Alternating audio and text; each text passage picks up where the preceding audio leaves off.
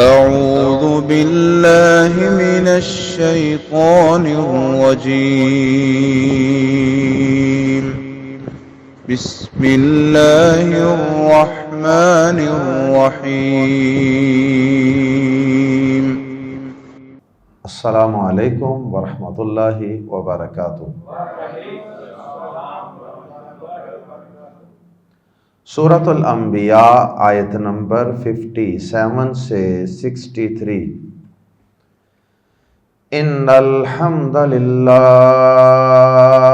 والصلاة والسلام علی رسول اللہ اما بعد۔ اعوذ باللہ السمیع العلیم من الشیطان الرجیم من ہمزہ ونفخہ ونفثہ وَتَاللَّهِ لَأَكِيدَنَّ أَصْنَامَكُمْ بَعْدَ أَن تُوَلُّوا مُدْبِرِينَ فَجَعَلَهُمْ جُذَاذًا إِلَّا كَبِيرًا لَهُمْ لَعَلَّهُمْ إِلَيْهِ يَرْجِعُونَ قالوا من فعل هذا بآلهتنا إنه لمن الظالمين قالوا سمعنا فتى يذكرهم يقال له إبراهيم قالوا فأتوا به على أعين الناس لعلهم يشهدون قالوا أأنت فعلت هذا بآلهتنا يا إبراهيم قال بل فعله كبيرهم هذا فاسألوهم إن كانوا ينطقون۔ گزشتہ آیات میں ہم ذکر پڑھ چکے ابراہیم علیہ السلام کے زبان سے قوم کو اور اپنے والد کو بتوں کی بے بسی سمجھانے کے متعلق۔ پہلے زبان سے واضح و نصیحت کی، انہیں یہ بات سمجھائی اور انہیں اس بات پہ جھنجھوڑا، ما هذه التماثیل، کیا ہیں یہ مورتیاں، کیا ہیں یہ مجسمے، ان کی حیثیت کیا ہے۔ لیکن جب قوم کسی طرح بھی حضرت ابراہیم علیہ السلام کے خطاب سے اور واز سے بتوں کی بے بسی کو نہ سمجھ سکی، کیونکہ شرک ان کے دل و دماغ کے اندر رچ بس چکا تھا اور ان بتوں کی محبت وہ اپنے سینوں میں بسا چکے تھے، اس لیے اس شرک کو اور ان بتوں کی محبت کو ان کے دلوں سے نکالنا کوئی آسان کام نہیں تھا۔ حضرت ابراہیم علیہ السلام نے جب یہ دیکھا کہ نہ میرے باپ کو کوئی بات سمجھ آ رہی ہے اور نہ ہی میری قوم کو کوئی بات سمجھ آ رہی ہے، اور یقیناً یہ واز بھی کوئی ایک دفعہ تو نہیں ہوا ہوگا، یہ تبلیغ ایک دفعہ اور ایک مقام پر نہیں ہوئی ہوگی، کئی مقامات پہ اللہ کے جلیل القدر پیغمبر ابراہیم علیہ السلام نے لوگوں کو سمجھایا ہوگا، انفرادی طور پہ بھی ان کو سمجھایا بجھایا ہوگا، اور اجتماعی طور پہ بھی انہیں لیکچر دیا ہوگا، خطاب کیا ہوگا۔ جب ابراہیم علیہ السلام نے دیکھا کہ یہ تو ٹس سے مس نہیں ہو رہے، ابھی بھی ان کے دل و دماغ کے اندر بتوں کی محبت کوٹ کوٹ کے بھری ہوئی، ابھی بھی ان کے دل و دماغ کے اندر بتوں کی محبت اسی طرح۔ ابراہیم علیہ السلام نے ان کو سمجھانے کے لیے، اور ان کے اندر جو تقلید آبا تھی، وہ جو ایک جمود تھا جو ان کے باپ دادا سے چلا آ رہا تھا، ابراہیم علیہ السلام نے اس جمود کو ہلانے کے لیے اور ان مشرکوں کو جھنجھوڑنے کے لیے عملی کارروائی کا فیصلہ کیا۔ اور جسے کہتے ہیں نا، لاتوں کے بت باتوں سے نہیں مانتے، ابراہیم علیہ السلام نے عملی کارروائی کرنے کا فیصلہ کر لیا، کیونکہ اس کے بغیر وہ لوگ کسی طرح بھی سمجھنے والے نہیں تھے۔ ابراہیم علیہ السلام نے جب یہ فیصلہ کر لیا تو اب اگلا مرحلہ یہ تھا کہ اب یہ کام کیا کیسے جائے۔ ابراہیم علیہ السلام سوچ و بچار کرتے رہے ہوں گے، پلاننگیں کرتے رہے ہوں گے، اللہ کی خاص رہنمائی کے اندر ابراہیم علیہ السلام بالآخر اس نتیجے پہ پہنچتے ہیں کہ میں کسی وقت ان بتوں کو پاش کروں گا، ان بتوں کو توڑ کر جب ان کے سامنے بکھیر دوں گا تو پھر ان کو سمجھ آئے گی کہ جنہیں ہم مشکل کشا حاجت روا سمجھے بیٹھے ہیں، ان کی تو یہ اوقات ہے، ان کی تو یہ بے بسی ہے کہ انہیں کوئی آ کر توڑ جائے، مروڑ جائے، ان کی ٹانگیں توڑ دے اور ان کے ہاتھ، انگلیاں، بازو کاٹ جائے، یہ آگے سے اسے روک نہیں سکتے۔ حضرت ابراہیم علیہ السلام نے جب یہ پلاننگ کی تو اب اگلا مرحلہ یہ تھا کہ ظاہر ہے کہ ان کے معبودوں کے پاس تو ہر وقت لوگوں کا تانتا بندہ رہتا ہوگا، پوجنے والوں کا، کوئی آ رہا ہے، کوئی جا رہا ہے۔ تو ابراہیم علیہ السلام اکیلے تھے، ان کے لیے اتنے لوگوں کی موجودگی میں ان بتوں کو پاش کرنا یہ ممکن نہیں تھا۔ ابراہیم علیہ السلام نے سوچا کہ چلو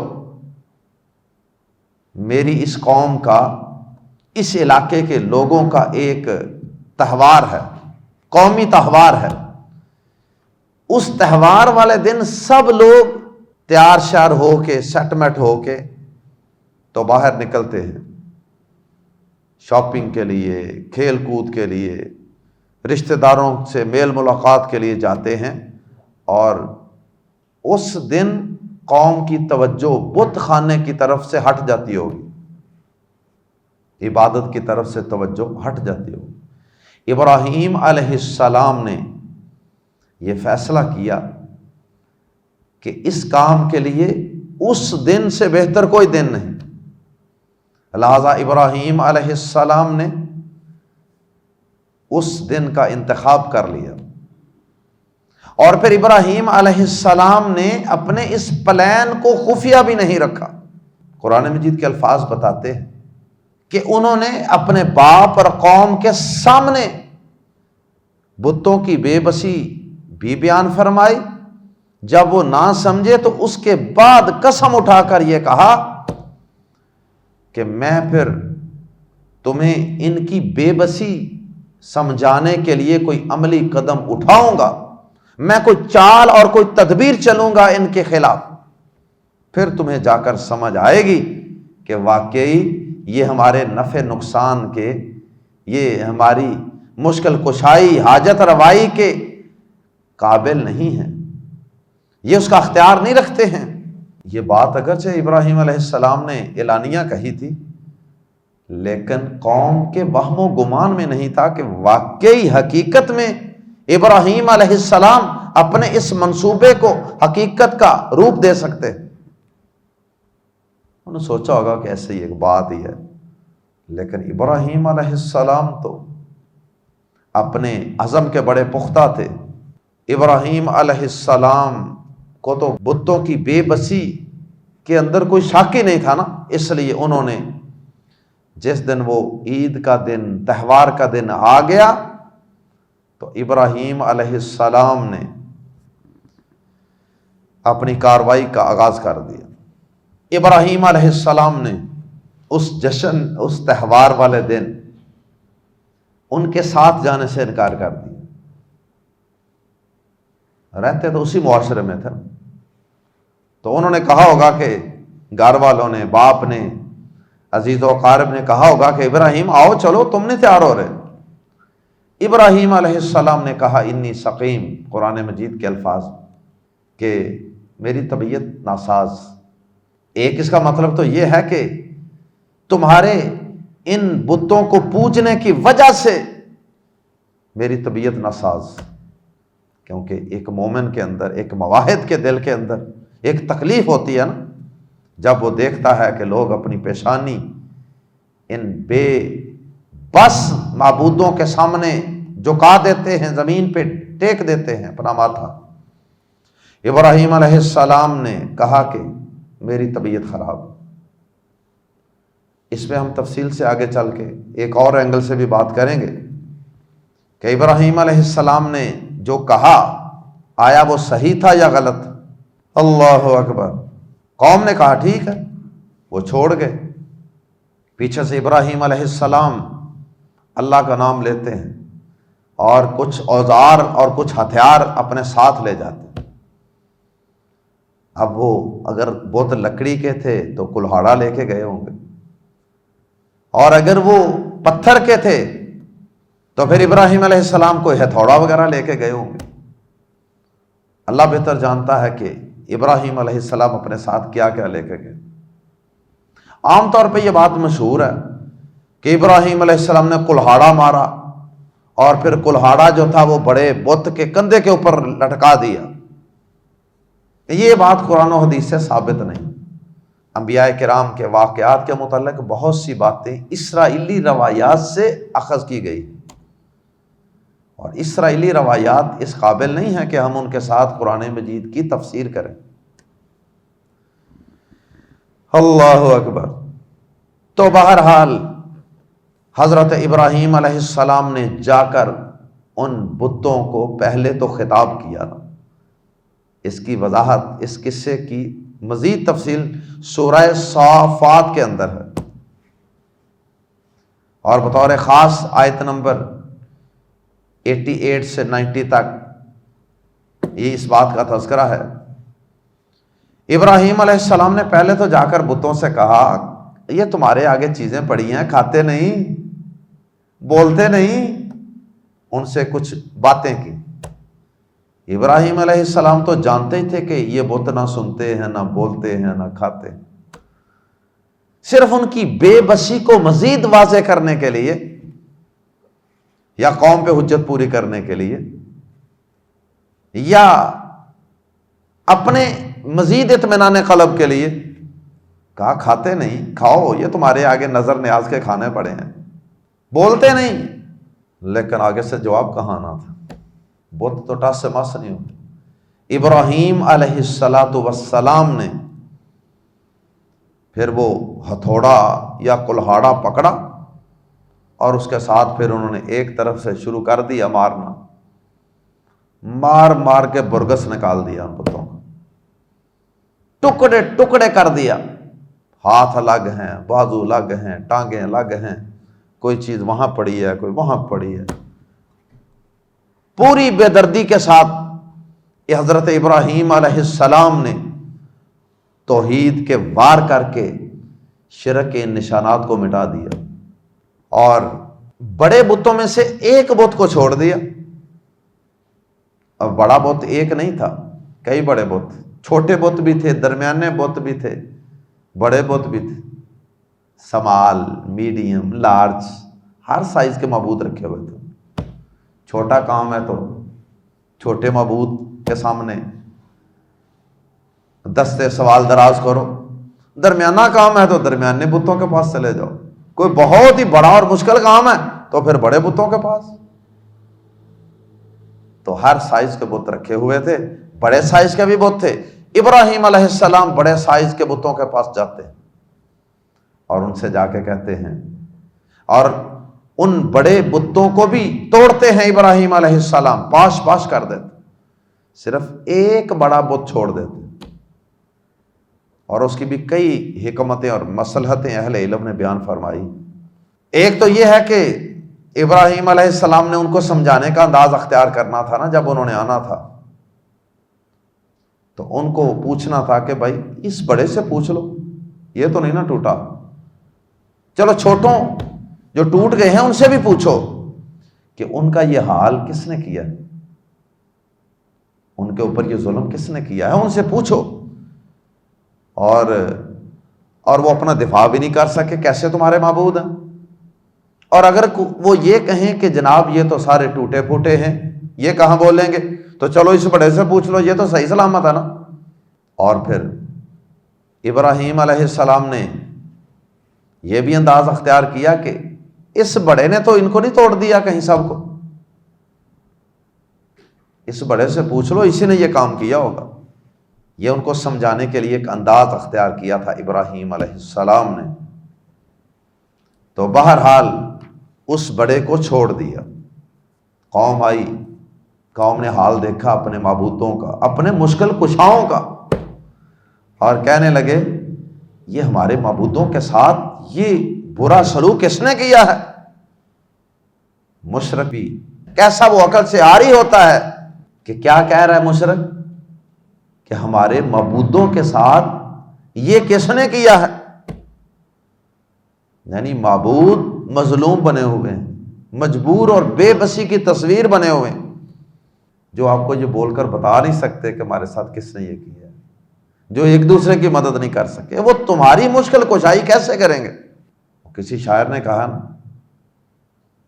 جو کروٹ بدلنا نہیں جانتے ہیں انہیں آپ مشکل کشا مانتے ہیں۔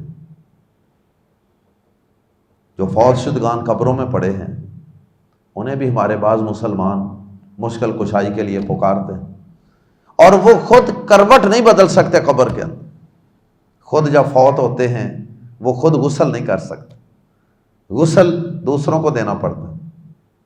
ساری زندگی کبھی اپنے قریب نہیں آنے دیا کسی کو غسل کے لیے، لیکن اب فوت ہونے کے بعد کپڑے بھی لوگ اتار رہے، کپڑے بھی خود نہیں اتار سکتے، وہ بھی لوگ اکثر کینچی سے کاٹ ہی دیتے ہیں، اور پھر غسل بھی دے رہے ہیں، پھر ان کو دوبارہ کفن پہنا رہے ہیں، پھر چارپائی پہ لٹا رہے ہیں، پھر اپنے کندھوں پر اٹھا کر قبرستان لے جا رہے ہیں، وہ خود چل کر قبرستان بھی نہیں جا سکتے۔ اللہ اکبر! یہی حال بتوں کا ہے جن کے سامنے ابراہیم علیہ السلام نے واز کیا تھا نا، انہوں نے کہا کہ بھائی ہم نے، وہ ایک نوجوان ہے جس کو ابراہیم کہتے ہیں، اس کے منہ سے ہم نے ان بتوں کا کئی دفعہ تذکرہ سنا، وہ ان کے خلاف بولتا، اسے لایا جائے۔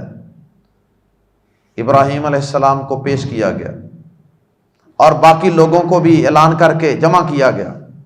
بظاہر تو یہ ابراہیم علیہ السلام کو سزا دینے کے لیے سارا کچھ ہو رہا تھا، لیکن حقیقت میں ابراہیم علیہ السلام کہ جو دل کی تمنا اور خواہش تھی وہ پوری ہو رہی تھی۔ کیا خواہش اور تمنا تھی؟ کہ جب بتوں کو توڑوں گا اور پھر یہ آ کر ان کا حال دیکھیں گے، پھر یہ بولیں گے، پھر یہ پوچھیں گے، پھر ان کو سوال کروں گا کہ ان بتوں سے پوچھ لو، اس بڑے سے پوچھ لو جو ٹوٹنے سے بچ گیا، یہ ایک بچ گیا، کہیں اس نے تو نہیں یہ کام کر دیا، ایسے پوچھو۔ تو قوم خود ہی کہے گی ابراہیم تجھے اچھی طرح پتا ہے کہ یہ بت بولتے نہیں ہوتے، تو جب وہ اس طرح کی بات کریں گے تو پھر میں چوٹ لگاؤں گا کہ پھر یہ بتاؤ کہ جو بولتے نہیں ہیں، جو سنتے نہیں ہیں، جو اپنی تکلیف بتا نہیں سکتے ہیں، وہ تمہاری تکلیف کیسے رفع کریں گے؟ تو ابراہیم علیہ السلام کو بلایا گیا اور پوچھا گیا کہ کیا ہمارے معبودوں کا یہ حال آپ نے کیا ہے؟ یہ معبودوں کی کتنی بے بسی ہے۔ ابراہیم علیہ السلام نے پھر اپنی پلاننگ کے مطابق ان پر ان کی بے بسی واضح کی، اور معبودوں کی بے بسی کے ساتھ ساتھ ان کی پوجا کرنے والے مشرکوں کی بے عقلی بھی واضح۔ آئیے قرآن مجید کے الفاظ میں پڑھتے ہیں۔ سلسلہ کلام جاری ہے، ابراہیم علیہ السلام کی گفتگو اپنے باپ اور اپنی قوم کے ساتھ۔ پہلے زبانی واز تھا اور اب عملی تدبیر کی طرف اشارہ۔ وَاللَّهِ، اور اللہ کی قسم، جس طرح ہوتا ہے نا واللہ، واللہ کا مطلب اللہ کی قسم، واو قسمیہ کہتے ہیں اس کو، اسی طرح تا لگا کر بھی قسم اٹھائی جاتی ہے، لیکن دونوں میں فرق یہ ہے، واو بھی قسم کے لیے، تا بھی قسم کے لیے استعمال ہوتی ہے، لیکن واو اور الفاظ پر بھی آ جاتی ہے، اور چیزوں کی قسم اٹھانے کے لیے بھی استعمال ہو جاتی ہے، جیسے والعصر، عصر کی قسم، والفجر، والشمس۔ لیکن یہ جو تا ہے نا، یہ صرف اسم جلالہ یعنی اللہ پاک کے اسم مبارک پر ہی داخل ہوتی ہے، یہ کسی اور چیز کی قسم اٹھانے کے لیے استعمال نہیں ہوتی۔ تاللہ، اللہ کی قسم، وتاللہ، اور اللہ کی قسم، لأکیدن، پہلے قسم اٹھائی، پھر دوہری تاکید، لام زبر لا شروع میں، یہ اصل میں تھا اکیدو، میں چال چلوں گا، اکیدو کے شروع میں لام زبر لا اور آخر میں نون ثقیلہ، شد والا نون، دو دفعہ یقین اور ضرور کا معنی پیدا ہو گیا۔ لأکیدن، میں ضرور ہی خفیہ تدبیر چلوں گا، surely plan against your idols۔ لأکیدن، میں ضرور ہی خفیہ تدبیر چلوں گا، اصنام صنم کی جمع، صنمن، اصنامکم، تمہارے بتوں کی، اور اللہ کی قسم میں ضرور ہی تمہارے بتوں کی خفیہ تدبیر کروں گا، کوئی ان کے خلاف پلان کروں گا، ان کی بے بسی واضح کرنے کے لیے۔ بعد ان، بعد اس کے، اس کے بعد کے، تولو، تم چلے جاؤ، تولو، تم چلے جاؤ، مدبرین، پیٹھ پھیر کر، دبر پیٹھ کو کہتے ہیں، بیک کو، پشت کو، تو میم پیش منہ لگا ہے اسم الفاعل بنانے کے لیے، مدبرن پیٹھ پھیرنے والا، اور مدبرین اس کی جمع، اور تولو کا معنی ہوتا ہے منہ پھیرنا، یعنی یہ تولو اور مدبرین دونوں ملتے جلتے الفاظ ہی ہیں، دونوں کو ملا کر ترجمہ بنے گا کہ تم پیٹھ پھیر کر چلے جاؤ، اور مراد کیا ہے کہ جب تم بت خانے سے کہیں باہر جاؤ گے اس وقت میں اللہ کی قسم ضرور تمہارے ان بتوں کی چال چلوں گا، یعنی ان کے خلاف کوئی خفیہ تدبیر کروں گا۔ فا، پس، جعلا، اس نے کر دیا، یعنی وہ وقت پھر آ گیا، وہ جشن کا دن، فا تو جعلا، اس نے کر دیا، ہم انہیں یعنی بتوں کو، جذاذن، ٹکڑے ٹکڑے، جذاذن، ٹکڑے ٹکڑے کر دیا، یہ مجذوذ کے معنی میں، مجذوذ جس کے ٹکڑے کر دیے جائیں، جذاذن، ٹکڑے ٹکڑے، فریگمنٹس، چھوٹے چھوٹے پارٹس، اللہ، سوائے، کبیرن، ایک بڑے کے، نکرہ ہے، تنوین کی وجہ سے ہم ترجمہ کر رہے ہیں، کبیرن کی تنوین کی وجہ سے ترجمہ کر رہے ہیں ایک بڑے کے، تو اس سے بھی معلوم ہوتا ہے کہ بڑا بہت صرف ایک نہیں تھا، اور بھی بڑے تھے، لیکن ان بڑوں میں سے صرف ایک بڑا چھوڑ دیا، اللہ کبیرن، مگر ایک یا سوائے ایک بڑے کے، لہم، ان کے، یعنی بت نے کیا بڑا ہونا ہے، بت چھوٹا ہی ہے، جتنا مرضی بڑا بنا لیں، حقیقت میں وہ بڑا نہیں ہے، لیکن ان کی نظر میں وہ بڑا تھا، اس لیے اللہ پاک نے اس کے بڑا ہونے کی نسبت ان مشرکوں کی طرف کی ہے۔ اللہ کبیر لہم، سوائے ان کے ایک بڑے کے، یعنی اسے ٹکڑے ٹکڑے نہیں کیا، صحیح سلامت چھوڑ دیا، اور یہ ایک چال تھی، ایک حکمت تھی، پلاننگ تھی، لعلہم، تاکہ وہ الیہ، اسی کی طرف، یرجعون، رجوع کریں، لوٹیں۔ اب سب کو ٹوٹا ہوا دیکھیں نا، بڑے کے پاس آئیں اور آ کے کہیں کہ جی یہ چھوٹوں کے ساتھ کیا ہوا ہے، تو جو ایک بڑا صحیح سلامت ہوگا اس سے پوچھیں گے، تو جب پوچھیں گے تو آگے سے کوئی جواب نہیں آئے گا، تو شاید ان کا جمود تھوڑا سا کم ہو، سوچنے سمجھنے کا موقع ملے انہیں۔ قالو، انہوں نے کہا، من فعل، کس نے کیا ہے، ھذا، یہ، من فعل ھذا، کس نے کیا ہے یہ کس نے کیا ہے،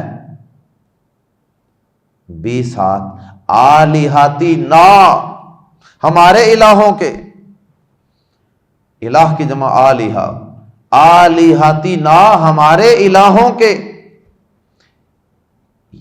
ہمارے معبودوں کے ساتھ یہ کس نے کیا۔ اللہ اکبر، مشرکوں کے عقل سے عاری ہونے کی کتنی زبردست تصویر اللہ پاک نے بیان کر دی ہے ایک جملے میں۔ من فعل ھذا بآلہتنا، ہمارے معبودوں مشکل کشاؤں کے ساتھ یہ کون کر گیا، انہ، بلا شبہ وہ، یعنی جس نے بھی یہ کیا ہے نا، وہ، لام زبر لا، یقیناً، من الظالمین، ظالموں سے ہے، یقیناً وہ بڑے ظالموں میں سے، اس لیے کہ حال ہی بڑا برا کیا تھا ابراہیم علیہ السلام، اس لیے انہوں نے کہا کہ بلا شبہ یقیناً وہ بڑا ہی ظالم تھا جس نے اتنا برا سلوک کیا ہمارے معبودوں مشکل کشاؤں کے ساتھ۔ قالوا، انہوں نے کہا، سمعنا، ہم نے سنا ہے، فتن، ایک جوان کو، ہم نے سنا ہے ایک جوان کو، یذکرو، وہ ذکر کرتا ہے، ہم، ان کا، ان بتوں کا، ہم نے ایک نوجوان کو سنا ہے، یعنی کئی دفعہ ہم نے اس کی تقریر سنی ہے، وہ ان کا تذکرہ کرتا ہے، وہ بتوں کا بڑا نام لیتا تھا، ان کے خلاف باتیں کرتا تھا، یقال لہ، ابراہیم علیہ السلام کی تحقیر کے لیے، ان کو نعوذ باللہ ڈی گریڈ کرنے کے لیے انہوں نے یہ انداز اختیار کیا، یقال، کہا جاتا ہے، لہو، اس کو، ابراہیم، و ابراہیم، اسے ابراہیم کہا جاتا ہے، یعنی یہ بڑا ایک مجہول سا انداز ہے کہ جیسے ابراہیم علیہ السلام کوئی غیر معروف شخصیت ہے کہ جی غالباً اس کو ابراہیم کہتے ہیں، حالانکہ ابراہیم علیہ السلام جیسی عظیم شخصیت ایک گمنام شخصیت کیسے ہو سکتی ہے جو ہر وقت توحید کا پرچار کر رہے ہو۔ قالو، انہوں نے کہا، یعنی لوگوں نے کہا، فَأْتُو، پس لاؤ، بھی، اس کو، علا، پر، اعین الناس، لوگوں کی آنکھوں کے سامنے، عین کی جمع اعین، علا اعین الناس، لوگوں کی آنکھوں کے سامنے لاؤ، لعلہم، تاکہ وہ، یشہدون، گواہ ہو جائیں۔ اس کے بھی دو مطلب ہیں گواہ ہونے کے، ایک تو یہ ہے کہ لوگوں کو لے کے آؤ، لوگ بھی پہچان لیں اور لوگ بھی گواہی دیں نا، کہ واقعی ایک بندہ کہے کہ ہاں میں نے بھی سنا ہے ابراہیم ان بتوں کے خلاف بولتا تھا اور اس نے کہا تھا کہ میں ان کو توڑوں گا، کوئی دوسرا بھی گواہی دے، کوئی تیسرا بھی گواہی دے، کوئی چوتھا بھی گواہی دے، تو کم از کم اگر ہم نے اس کو سزا دینی ہے تو اس سے پہلے پھر ہم اپنے عدالتی اور قانونی تقاضے تو پورے کریں، تو لوگوں کو بلا لیں تاکہ وہ گواہی دیں کہ واقعی یہی وہ نوجوان ہے جس نے یہ کام کیا ہے جو ان کے خلاف بولتا تھا۔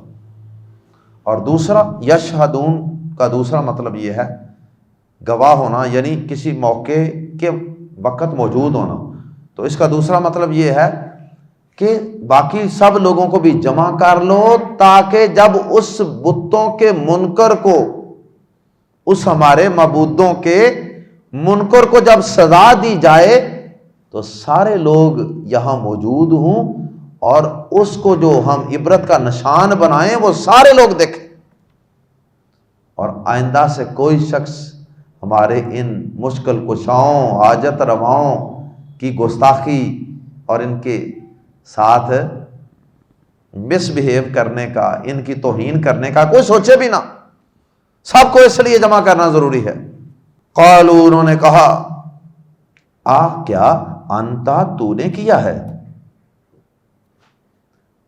قالوا، انہوں نے کہا، انتا، کیا تو نے کیا؟ لوگ جمع ہو گئے نا سارے، لوگوں کے جمع ہونے کا ابراہیم علیہ السلام کو فائدہ تھا کہ نقصان؟ بولو۔ ابراہیم علیہ السلام تو اندر سے خوش ہو رہے ہوں گے۔ اللہ پاک جس کو توحید کی سمجھ دے دیں، توحید بہت بڑی قوت ہے، ایٹم بم سے بھی زیادہ مضبوط قوت ہے انسان کے اندر، یہ توحید کی قوت۔ علامہ اقبال کا شعر ہے نا، توحید کی امانت سینوں میں ہے ہمارے، آسان نہیں مٹانا نام و نشاں ہمارا۔ یہ اتنی بڑی طاقت اور قوت ہے۔ ایک اللہ کا ڈر صرف، باقی کسی کا کوئی ڈر خوف نہیں۔ ابراہیم علیہ السلام کو کوئی ڈر خوف نہیں ہوگا کہ یہ مجھے سزا دیں گے، کیا کریں گے، پتا تھا اللہ تعالیٰ میرے ساتھ ہے، اللہ کی مدد میرے ساتھ۔ ابراہیم علیہ السلام تو اندر سے خوش ہو رہے ہوں گے کہ کرو جمع، اور لوگوں کو سب کو جمع کرو، بڑا اجتماع کرو، تاکہ میں سب لوگوں کے سامنے تمہارے ان معبودوں کی بے بسی بیان کروں۔ جتنا مجمع بڑا ہوگا اتنی تبلیغ زیادہ ہوگی۔ اور پتہ ہے نا، موسیٰ علیہ السلام نے بھی سورہ طٰہٰ میں پڑھا تھا، موسیٰ علیہ السلام نے بھی کیا کہا تھا کہ وقت ہونا چاہیے چڑھا دن، اور دن ہونا چاہیے یوم الزینہ، جشن کا دن، جب سب لوگ جمع ہوتے ہیں، گیدرنگ بھی بڑی ہو، دن چڑھا ہو، تاکہ ہر ایک کو جادو اور معجزات الگ الگ نظر آئیں۔ قالوا، انہوں نے کہا، لو جی اب پیشی ہو گئی ابراہیم علیہ السلام، سوال و جواب شروع، انویسٹیگیشن شروع۔ قالوا، انہوں نے کہا، بت سارے بکھرے پڑے ہیں، کسی کی ٹانگیں اوپر ہیں، کسی کا سر نیچے ہے، کسی کی کوئی چیز ٹوٹی ہے، کسی کے بول کوئی نہیں، کسی کی ناک کوئی نہیں، اور جناب ان بتوں بہت بے بسی کی تصویر بنے ہیں، اور یہ مشرک اوپر کھڑے ہو کے ماتم کر رہے ہیں، اور اسی جگہ پہ یقیناً یہ سارا احتساب اور انویسٹیگیشن بھی ہو رہی ہوگی۔ انتا، کیا، اسے کہتے ہیں حمزہ استفہام، کیا انتا، تو نے کیا ہے، انتا، کیا تو نے، فعلتا، تو نے کیا۔ انتا کا معنی بھی تو، اور فعلتا کے آخر میں جو تا زبر تا ہے اس کا معنی بھی تو۔ تو جب دو دفعہ تو یا میں یا ہم آ جائے تو اردو میں ہم ایک دفعہ ترجمہ کرتے ہیں اور ساتھ ہی لگا لیتے ہیں، ہی زور دینے کے لیے۔ کیا انتا فعلتا، تو نے ہی کیا ہے، وہ تو ہی ہے نا وہ جس نے کیا، کیا تو نے ہی کیا ہے، ہذا، یہ جو کچھ کیا ہے، یہ سلوک یہ تو نے ہی کیا ہے، بھی ساتھ آلہتنا، ہمارے معبودوں کے، ہمارے مشکل کشاؤں کے، حاجت رواؤں کے۔ یا ابراہیم، ابراہیم، اللہ اکبر۔ بتوں کی بے بسی اور مشرکوں کی بے عقلی پہ ذرا غور کرتے جائیں۔ یا ابراہیم، اے ابراہیم، انہوں نے کہا، کیا تو نے ہی ہمارے معبودوں مشکل کشاؤں کے ساتھ یہ کیا ہے اے ابراہیم؟ قالا، اس نے کہا، بلکہ فعلا، کیا ہے،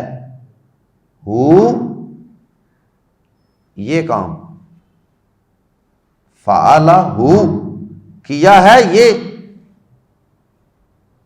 انہوں نے کہا تھا نا فعلتا ھذا، تو ابراہیم علیہ السلام نے بھی کہا کہ فعل ھذا کے بجائے بل فعل، بلکہ کیا ہے یہ کام، تمہارے معبودوں کی گستاخی کرنے والا کام، توڑنے والا کام، بلکہ کیا ہے کبیرہم، ان کے بڑے نے، ھذا، اس، وہ جو بڑا تھا اس کی طرف اشارہ کیا۔ تو اس جملے سے بھی معلوم ہو رہا ہے کہ یہ بتوں، ٹوٹے ہوئے بتوں، بکھرے ہوئے ان کے اعضاء کے اوپر کھڑے ہو کر یہ ساری باتیں ہو رہی ہیں۔ بل فعلہ، بلکہ کیا ہے یہ، کبیرہم، ان کے بڑے نے، ھذا، اس، اس بڑے نے کیا ہے. یعنی ابراہیم علیہ السلام نے اپنی طرف اپنے بارے میں کلیئر کٹ نہیں، یہ بھی نہیں کہا کہ میں نے نہیں کیا. اسے کہتے ہیں توریا کرنا. اس کی وضاحت میں آخر میں کرتا ہوں انشاءاللہ. جیسے پہلے ابراہیم علیہ السلام نے کہا تھا انی سقیم، میری طبیعت ناساز. اب وہ پتہ نہیں کس روحانی طبیعت ناساز تھی بتوں کی پوجا دیکھ کر یا جسمانی طور پہ. فاسألوا، پس سوال کرو، پس پوچھ لو، ہم ان سے، ان اگر کانو ہیں وہ ینطقون بولتے، ان کانو ینطقون اگر ہیں وہ بولتے. منطق، علم منطق ہوتا ہے یہ بولنے چالنے کا علم، اچھی بات کرنے کا علم ہوتا ہے علم منطق. ناطق اعداد بھی ہوتے ہیں میتھ میں. فاسألوہم، سو ان سے پوچھ لو، ان کانو ینطقون اگر وہ بولتے ہیں. یہ لگتا ہے اس بڑے نے کیا ہے. اور آپ یہ جو بت بکھرے پڑے ہیں نا، ان سے پوچھ لو کہ ان کو کس نے مارا، کس نے ان کی درگت بنائی ہے، ان سے پوچھ لو. اللہ اکبر. اب یہاں آخر میں ایک بات سمجھ لیجئے، حضرت ابراہیم علیہ السلام نے دو موقعوں پہ توریا تو یہاں پہ کیا ہے. یہ جو آیات ہم نے پڑھی ہیں، ایک انہوں نے کہا تھا انی سقیم، اور ایک دفعہ انہوں نے کہا تھا کہ بل فعلہ کبیرہم ھذا، بلکہ ان کے اس بڑے نے کیا ہوگا. یعنی یہ تھوڑی سی زو معنی باتیں ہیں. زو معنی بات کو کہتے ہیں توریا کرنا، کہ آپ کلیئر کٹ سچ بھی نہ بولیں، قولوا قولا سدیدا بھی نہ کہیں، اور آپ جھوٹ بھی کلیئر کٹ نہ بولیں. اللہ اکبر. اسے توریا کہتے ہیں، تعریض یا توریا. تو یہ توریا یا تعریض جو ہے ابراہیم علیہ السلام نے دو ان مقامات پہ کی تھی اور یہ اللہ کے لیے کی تھی. اور تیسرا ایک مقام تھا، وہاں ابراہیم علیہ السلام نے اپنی بیوی کی عزت بچانے کے لیے اور اپنی جان بچانے کے لیے کیا تھا. اور وہ واقعہ صحیح بخاری میں موجود ہے کہ نبی صلی اللہ علیہ وسلم فرماتے ہیں کہ حضرت ابراہیم اپنی بیوی سارہ کے علیہ السلام کے ساتھ جا رہے تھے، سفر کر رہے تھے. رستے میں کوئی بستی سی وہاں ٹھہرنا پڑا، رات کو لمبے سفر ہوتے تھے، اور وہ بستی جو تھی نا وہ بڑے فضول قسم کے اور جابر قسم کے لوگوں کی بستی تھی، اور ان کا بادشاہ بھی ایسے تھا. تو اس کو پتا چلا کہ اس بستی کے اندر ایک نوجوان اور اس کی بیوی یہ دونوں رات ٹھہرے ہوئے، یا وہ یہاں سے گزر رہے ہیں یا انہوں نے سٹے کیا ہے. تو اب اس نے کہا کہ اس نوجوان کو بلاؤ. اس کا انٹرویو کیا، حضرت ابراہیم علیہ السلام کا انٹرویو کیا اس نے کہ کون ہو، کدھر سے آئے ہو، کدھر جا رہے ہو، یہ تمہارے ساتھ کون ہے. ابراہیم علیہ السلام کو سمجھ آ گئی کہ یہ کہیں کوئی اچھی نیت، اس کی سوچ اچھی نہیں ہے، اس کی نیت ٹھیک نہیں لگی. ابراہیم علیہ السلام نے کہہ دیا کہ وہ میری بہن ہے، اور ساتھ دل میں نیت کیا کر لی کہ ایمان کی، ایمانی بہن، دینی بہن. اس لیے کہ اگر اسے پتا چلے گا نا کہ یہ اس کا خامد ہے اور وہ بیوی ہے، تو یہ میری عورت پر قبضہ کرنے کے لیے اس کے خامد کو تو قتل کروائے گا، تو وہ عورت اسے ملے گی. کیونکہ جو عورت شادی شدہ ہوتی ہے وہ تو آلریڈی بک ہوتی ہے، انگیج ہوتی ہے نا کسی مرد کے ساتھ. تو اس لیے کہا کہ اگر بہن بھائی کہیں گے نا تو پھر قتل کروانے کے چانسز ختم ہو جائیں.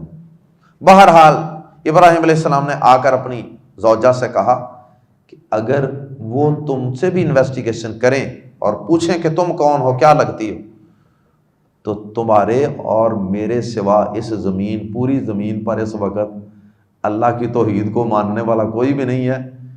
تو ہم دو ہی ہیں جو توحید کی بنیاد پر، ایمان کی بنیاد پر ایک دوسرے کے بہن بھائی، اسلامی اخوت. تم نے کہنا میرا بھائی ہے۔ تو ایک یہ توریہ کیا تھا اور اس طرح ان کی جان چھوٹ گئی۔ اللہ اکبر۔ پیارے نبی صلی اللہ علیہ وسلم کی حدیث ہے صحیح بخاری میں، آپ نے فرمایا کہ ابراہیم علیہ السلام نے لم یکذب، ابو ہریرہ رضی اللہ تعالیٰ عنہ اس کے راوی ہیں، آپ فرماتے ہیں یعنی نبی صلی اللہ علیہ وسلم لم یکذب ابراہیم علیہ السلام الا ثلاث کذبات، ابراہیم علیہ السلام نے ساری زندگی کبھی جھوٹ نہیں بولا سوائے 3 موقعوں۔ اور پھر آگے آپ نے 3 مواقع یہ بیان کیے، ایک وہ انی سکیم کہا تھا، ایک بل فعلہ کبیرہم ھذا، اور تیسرا موقع جب حضرت سارہ کے ساتھ گئے تھے سفر میں۔ اللہ اکبر۔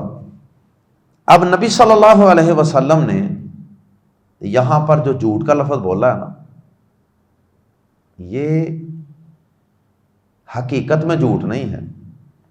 جتنا کوئی شخص اونچا ہوتا ہے، اس کا سٹیٹس مقام اونچا ہوتا ہے نا، اتنی ہی اس کی کسی چھوٹی سے چھوٹی کوتاہی کو بھی بڑی سمجھا جاتا ہے۔ اب عام بندہ کوئی اگر توریہ کرے تو اس کو جھوٹ نہیں کہہ سکتے آپ، اس کو توریہ کہتے ہیں، یعنی ظاہراً کچھ کہنا اور سمجھنے والا کچھ سمجھ رہا ہے اور آپ کے دل میں کوئی اور بات ہے، آپ کے دل میں کوئی اور بات ہے لیکن سننے والا ہی کچھ اور سمجھ رہا ہے۔ جیسے کہا تھا کہ یہ میری بہن ہے، تو سننے والا تو یہی سمجھ رہا تھا نا کہ سگی بہن، اور اپنے ذہن میں کیا تھا؟ ایمانی بہن۔ اور مقصد کیا تھا؟ تینوں مواقع پہ کوئی مقصد تھا، اور مقصد بھی بڑا عظیم مقصد تھا۔ پہلے 2 مواقع پہ تو اللہ کی توحید سکھانی اور سمجھانی مقصود تھی، ان کے بتوں کی بے بسی اور بیچارگی واضح کرنے کے لیے ابراہیم علیہ السلام نے ایسا کیا۔ اچھا، اب یہ جو توریہ ہوتا ہے نا، یہ صرف اس وقت جائز ہوتا ہے جب آپ کسی کے ظلم زیادتی سے بچنا چاہیں، کسی پر زیادتی کرنے کے لیے، کسی کو گمراہ کرنے کے لیے، کسی کو لوٹنے کے لیے، کسی سے دھوکہ فریب کرنے کے لیے، کسی کا مال ناجائز کھانے کے لیے آپ توریہ نہیں کر سکتے۔ وہاں کیا حکم ہے؟ قولوا قولا سدیدا، عام حکم یہی ہے۔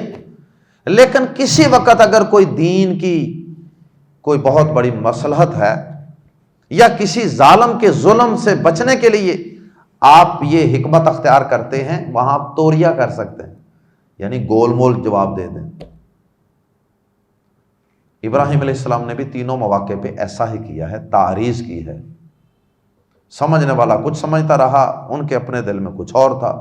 لیکن ابراہیم علیہ السلام جو کہ ایک سچے نبی ہیں، جن کو قرآن مجید نے بھی سچے کہا، کان صدیقا نبیّا، سچا نبی تھا۔ حقیقت میں یہ حدیث بھی ابراہیم علیہ السلام کو نعوذ باللہ جھوٹا نہیں ثابت کر رہی، بلکہ ابراہیم علیہ السلام کی شان و عظمت اور ان کی سچائی کو بیان کر رہی ہے کہ آپ نے ساری زندگی جھوٹ نہیں کبھی بولا، صرف 3 مواقع پہ آپ نے تھوڑی سی تعریض سے کام لیا تھا۔ اب یہاں منکرین حدیث کے پیٹ میں بڑا مروڑ اٹھا، انہوں نے ایسی احادیث کے اوپر اعتراض کیا، پھر صحیح بخاری ساری جو ہے اس کو مشکوک بنانے کی کوشش کی کہ دیکھیں یہ قرآن کے خلاف ہے۔ اللہ اکبر۔ اور بعض ہمارے جو مفسرین ہیں نا، انہوں نے بھی یقین کریں کہ ان منکرین حدیث کو مطمئن کرنے کے لیے، ان کی تسلی کے لیے، اطمینان کے لیے خود گمراہ ہو گئے، خود انہوں نے بھی اس بخاری شریف کے اس حدیث پر اعتراض کر دیا اور اس کا انکار کر دیا، حالانکہ اس حدیث کے اندر ابراہیم علیہ السلام کا مقام اور مرتبہ ہے، آپ کی سچائی کو ہی بیان کیا گیا ہے۔ اور اس کو یہ بھی کہتے ہیں کہ ایسی تعریف جو بظاہر مذمت ہو، یہ انداز اختیار کیا گیا ہے، اور جو جھوٹ نبی صلی اللہ علیہ وسلم نے کہہ دیا ہے وہ بھی آپ کا چونکہ مقام نبوت اور رسالت کا اتنا عظیم تھا کہ آپ کے مقام کے اعتبار سے آپ کہہ سکتے ہیں کہ گویا کہ یہ ایسے لگ رہا ہے جیسے جھوٹ ہے، ظاہراً جھوٹ لگ رہے ہیں لیکن حقیقت میں وہ جھوٹ نہیں تھے۔ اور اسی طرح نبی صلی اللہ علیہ وسلم نے فرمایا کہ الحرب خدا، جنگ جو ہے وہ دھوکے کا نام ہے۔ اب جنگ کے اندر بھی آپ دشمن کو بتائیں دکھائیں کچھ اور کریں کچھ، یہ جائز ہے؟ یہ بھی تو ایک قسم کا جھوٹ ہی بن جاتا، لیکن اس کی بھی ایک خاص مصلحت ہوتی ہے۔ اللہ اکبر، جس شخص کا جھوٹ دشمنوں کے منہوں سے کائنات کی سب سے بڑی حقیقت کا اقرار کروا لے، توحید کا، کہ بت نہیں بولتے، تمہیں پتہ بھی ہے یہ بولتے نہیں، یہ سنتے نہیں، جس شخص کا جھوٹ مشرکوں کے منہوں سے کائنات کی سب سے بڑی حقیقت کا اقرار کروا لے کہ اللہ کے سوا کسی کا اختیار میں کچھ نہیں ہے، اس شخص کے صدیق ہونے میں کیا شک رہ جاتا۔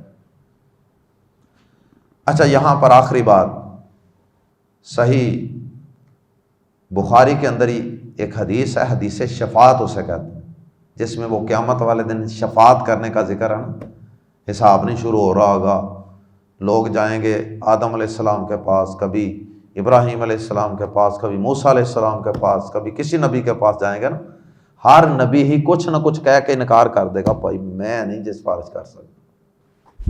اب اس دن کی سختی اس قدر ہوگی کہ نبی اپنی زندگی کے اندر جو انہوں نے کوئی چھوٹا موٹا کوئی ایسا کام کیا نا کہ جو جھوٹ تو نہیں تھا، جو گناہ تو نہیں تھا، لیکن ان کے مقام کے لحاظ سے ان کو ایسے لگ رہا تھا شاید یہ میرے مقام کے مطابق یہ غلطی ہے۔ مثلا آدم علیہ السلام جنت سے نکلے تھے نا، پھل کھا لیا تھا، توبہ بھی قبول ہو گئے تھے نا، اس کے باوجود ڈر رہے ہوں، توبہ بھی قبول ہو گئی، اس کے باوجود ڈر رہے ہوں گے کہ نہ بھائی میں نہیں سفارش کرنی۔ اور حضرت عیسیٰ علیہ السلام کیا کہہ کے سفارش کرنے سے انکار کریں گے؟ بنا بھائی مجھے لوگوں نے اللہ کا شریک بنا دیا، اللہ کا بیٹا بنا دیا تھا۔ اچھا مجھے بتائیے، کیا حضرت عیسیٰ علیہ السلام کا اس میں کوئی قصور ہے؟ اس کے باوجود ڈر رہے ہیں۔ تو حضرت ابراہیم علیہ السلام بھی حدیث شفاعت کے مطابق نبی صلی اللہ علیہ وسلم نے ہمیں خبر دی ہے، ابراہیم علیہ السلام اپنے ان 3 جھوٹوں کی وجہ سے، جو بظاہر جھوٹ ہیں، جو ہمیں دیکھنے والوں کو نبی کے مقام اور سٹیٹس کو ذہن میں رکھ کے دیکھیں، ان کے منصب کو تو جھوٹ لگتے ہیں، لیکن حقیقت میں جھوٹ نہیں تھے، تعریض تھی، ادنا سا شائبہ پایا جاتا ہے جھوٹ کا، یہ سمجھ لیں۔ تو اس وجہ سے ابراہیم علیہ السلام ڈر رہے ہوں گے، وہ جو میں نے 3 باتیں کی تھی نا، مجھے ان کی وجہ سے ڈر لگ رہا ہے، میں نے نہیں سفارش کر۔ تو بہرحال یہ کچھ باتیں تھیں احادیث کی روشنی میں حضرت ابراہیم علیہ السلام کے متعلق، میں نے سوچا کہ ان کی بھی وضاحت کر دوں۔ اللہ پاک ہمیں انبیاء کرام کے مشن توحید کو اپنانے کی، سمجھنے کی، اور اس کو تمام کائنات کے لوگوں تک پہنچانے کی اور ان کو سمجھانے کی اللہ ہمیں توفیق عطا فرمائے۔ اللہ زندہ رکھے اسی توحید پہ، موت دے تو اللہ اسی توحید پہ۔ سبحانک اللہم و بحمدک اشہد ان لا الہ الا انت استغفرک و اتوب الیک۔